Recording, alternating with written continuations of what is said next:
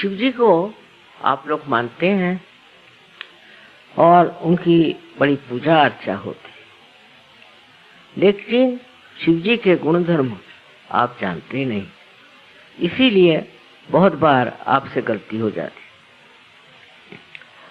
शिव जी का विशेष स्वरूप जो है वो आनंद स्वरूप है। सूक्ष्म से सूक्ष्म ये आनंद उनका सब दूर छाया रहता है, लेकिन उसको आकलन करने की शक्ति जब तक आप में नहीं आएगी, आप उसे देख नहीं पाएंगे और समझ नहीं पाएंगे।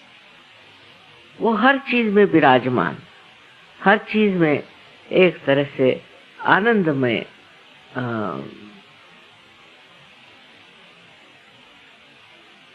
कहना चाहिए कि एक आनंदमय सृष्टि तैयार करते, और उस सृष्टि में विचरण करते हुए आप देखते हैं कि आप भी कुछ और ही हो गए। दूसरे लोगों को जिस चीजों में आनंद आता है, बहुत से लोगों को अपने को नष्ट करने में ही आनंद आता है। उसको तरह तरह से गलत रास्ते पे ले जाकर लोग सोचते हैं कि अगर हम आत्मा के विरोध चलें तो हमें बड़ा सुख मिलेगा। लेकिन आत्मा जो स्वयं साक्षात शिव जी है, उनका आनंद एक और तरह का, और वही हमारे हृदय को छू सकता है। जैसे बहुत से लोग हैं दुनिया भर की चीजों में डूबे रहते हैं। कोई है शराब पिएंगे, कोई कुछ और अनैतिक का कार्य करेंगे, गलत सलत काम करते रहेंगे, और उसी में वो सोचते हैं ये बड़ा सुख है, किंतु है नहीं। धीरे धीरे वो नष्ट होते जाते, धीरे धीरे समाप्त होते जाते।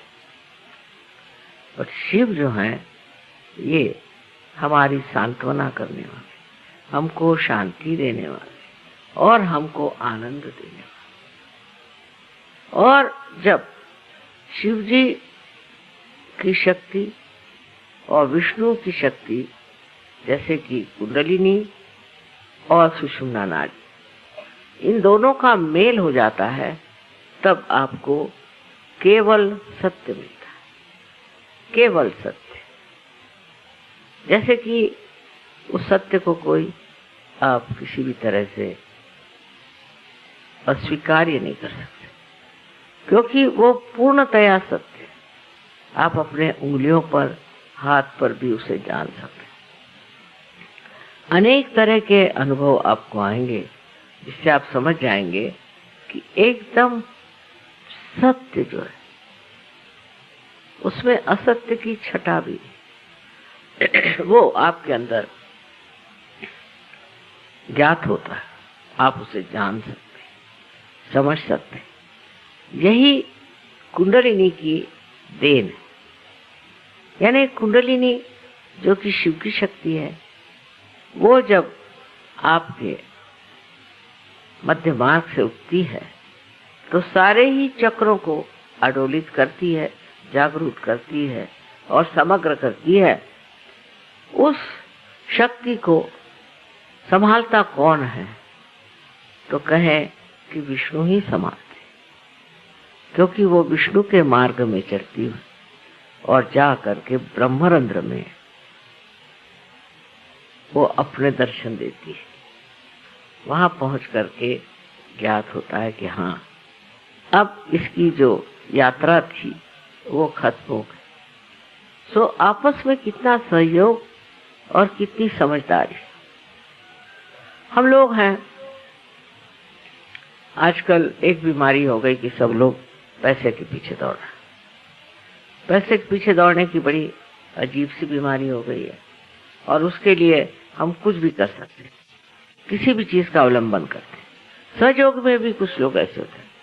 इसका कारण यह है कि हमारे अंदर विकृति आ गई, हमारे अंदर बहुत सारी विकृतियां आ गई, और इस विकृति की सफाई सिर्फ कुंडलिनी ही कर सकती। पर अगर आप पूरी तरह से इस कुंडलिनी को आत्मसात नहीं करते, ध्यान धारणा से उसका उत्थान पूरा नहीं करते, तो आप उस दशा में पहुंच नहीं सकते जहां आपके अंदर से प्रकटित जो शक्ति है वो सत्य, आनंदमय, शांतिमय, उसमें दोष रह जाता है।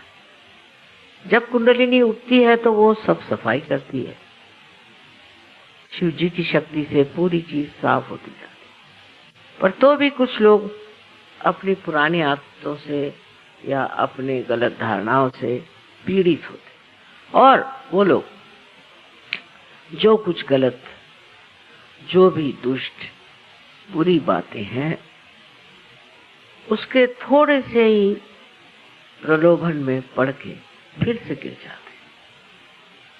वो हमारे अंदर एक छोटी सी भी अणुरेणु मात्र भी अगर खराबी अंदर बची हो तो उसमें गिर करके हम वाकई में नष्ट हो जाते हैं। जो पूजा में आए और ध्यान करें, उन लोगों में हमेशा प्रगति होती है। अगर शांति न हो तो कोई पेड़ भी नहीं बच सकता, कोई वो बढ़ नहीं सकता, कोई अंकुर भी नहीं चढ़ सकता। इसीलिए अगर आपके अंदर ये पूरा ध्येय न हो, ये आदर्श नहीं हो कि हम कहीं भी पतन की ओर नहीं जाएंगे, किसी भी गलत चीज में हम नहीं पड़ेंगे, तो आपको सारी पूजाओं में जहां तक हो सकता आना चाहिए और आपको ध्यान करना चाहिए। क्योंकि अब आप पूजा के अधिकारी, सब लोग पूजा के अधिकारी नहीं होते, जो देखो पूजा करने निकल जाता है। पर अगर आपका संबंध ही नहीं हुआ है तो आप क्या पूजा के अधिकारी बन सकते हैं? लेकिन बहुत से लोग सोचते हैं इस मंदिर में दौड़, उस मंदिर में दौड़, इस गुरु के पास जा, उससे कुछ नहीं होता। आप ही अपने गुरु हैं और आप अपने को सोचिए कि हमारे अंदर क्या खराब, क्या हम अपने हृदय से पूरी तरह से सहयोग को अपनाते हैं या नहीं। मैं देखती हूँ बहुत से लोग सहयोग में आते हैं और एक स्थान पर जाकर गिर जाते हैं, और जितने ऊंचे उठते उतने गहरे गिर जाते हैं। इसकी वजह यह है कि आपके अंदर जो छिपी प्रवृत्तियां हैं वो किसी तरह से कार्यान्वित हो गई और आपको अंदाज ही नहीं रहा। इसलिए अपनी ओर ध्यान रखना चाहिए कि हम कोई ऐसे गलत झंझट में तो नहीं फंस रहे, कहीं हम ऐसा काम तो नहीं कर रहे हैं कि जो असहज हो, या कोई हमारे अंदर ऐसी गंदी प्रवृत्तियां तो नहीं आ रही कि हम पैसा कमाने के लिए सहज में आए या और गंदे काम करने के लिए सहज में आए। इसके और अपनी दृष्टि होनी चाहिए। सबसे अच्छा है कि सहज के जो कार्यक्रम है और सहज में जिस तरह भी होता है, ध्यान धारणा आदि करके, और आप अपने को पक्का एक व्यक्तित्व बनाए। आपके अंदर वो एक विशेष रूप का, जिसको कहते हैं कि एक व्यष्टि होती है और एक समष्टि होती है। व्यष्टि बनाए आप तो आप समष्टि में भी एक हो जाए। जो समष्टि में नहीं आते वो व्यष्टि में ठीक नहीं हो सकते, ये मैंने देखा है। जो समष्टि में आते हैं वही ऊंचे होते। थोड़े दिन के लिए हो सकता है आपको कुछ फायदा हो जाए, कुछ पैसे मिल जाए, कहीं नाम हो जाए, कुछ हो जाए। सहयोग में खास करके बहुतों में ये भी बात होती है कि हम कितने लोगों को कंट्रोल करते, वो भी हो जाए, लेकिन आपका व्यक्तिमत्व नहीं बना, उसमें वो गहनता नहीं है, आप वो ऊंचे दर्जे के सहयोगी नहीं है। जब तक आप वो नहीं है तब तक आपकी बातें बिल्कुल बेकार है, क्योंकि न जाने कब आपका गार से गिर जाए, न जाने कब आपका सर्वनाश हो जाए। इसलिए बच के रहना चाहिए और अपने को उस उच्चतर व्यक्तिमत्व में ले। उसकी और एक चीज आपको करनी चाहिए कि अगर आज आप पार हैं तो कल हजारों लोगों को पार कराइए तो आपकी शक्ति बढ़ेगी, नहीं तो जो थोड़ा सा पाया भी है वो भी खत्म हो जाए। ये बड़ा विचित्र सा एक नियम है, ऐसे किसी भी और चीज से इसकी तुलना नहीं हो सकती। जैसे अगर एक दीप जलाइए और उससे दूसरे दीप जलाए तो भी ये नहीं कह सकते कि इस दीप की दीप्ति बढ़ जाएगी, नहीं कह सकते। पर सहयोग में मैंने देखा है कि जो जितने दिल खोल करके और प्रेम पूर्वक सहयोग का वर्ण करता है, इतना ही नहीं और दूसरों में जागृति करता है, क्योंकि आपको सहयोगी इसीलिए बनाया गया है कि आप सारे संसार में परिवर्तन लाएं, सारे संसार में एक हलचल मचा कर एक ऐसा सुंदर संसार बनाए, ऐसा अभिनव और विशेष ऐसा संसार बनना चाहिए।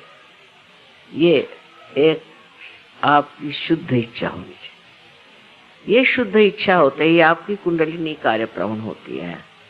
मैंने देखा बहुत सर्वसाधारण लोग भी, वो जब अपने अनुभव बताते हैं तो वो आश्चर्य लगता है कि ये इनके कैसे अंदर बात आ गई, ये इन्होंने कैसे जाना। सहयोग में भी कुछ ऐसे लोग आ जाते हैं जो सत्ता के लिए आते हैं, खुद आते हैं वो पैसे के लिए आते हैं। इन सब चीजों से मनुष्य का व्यक्तित्व बढ़ता नहीं, उसके व्यक्तित्व में वो चमक नहीं आती, क्योंकि जो प्रकाश आपको मिला है वो जब तक लोगों में आप बांटेंगे नहीं और अपने भी अंदर स्वयं में भी आप प्रकाशित नहीं रहेंगे, तब तक कोई सा भी कार्य संपन्न नहीं हो सकता। मतलब ये कि कार्य यही है, ये संसार को बदलना है, दुनिया को बदलना है, इसमें एक विशेष दुनिया बनानी है और आप लोग विशेष लोग हैं। जब ये चीज आपके ध्यान में आएगी कि कितने आप महत्वपूर्ण हैं, तो फिर आप बहुत समझ से अपने जीवन को बनाएंगे।